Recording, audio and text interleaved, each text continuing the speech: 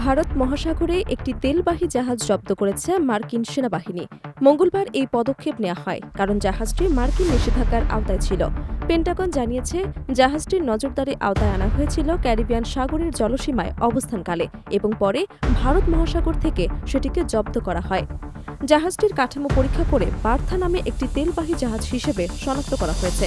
রয়টার্সের প্রতিবেদনে বলা হয়েছে, জাহাজটি কুক আইল্যান্ডের পতাকা বহন করছিল। পেন্টাগনের দাবি অনুযায়ী জাহাজটি লাতিন আমেরিকার কোনো দেশ থেকে অপরিশোধিত জ্বালানি তেল বহন করছিল এবং সেটি ইরানের উদ্দেশ্যে যাচ্ছিল। মার্কিন নৌসেনারা জানান, নিষেধাজ্ঞার আওতায় থাকা জাহাজগুলোর চলাচল নিয়মিতভাবে নজরদারি করা হয় এবং কোনো অনিয়ম ধরা পড়লে জব্দের পদক্ষেপ নেওয়া হয়। পেন্টাগনের পক্ষ থেকে জানানো হয়েছে, জাহাজ জব্দ করার সময় কোনো প্রাণহানি ঘটেনি এবং জাহাজের ক্রুদের সঙ্গে মানবিক আচরণ করা হয়েছে।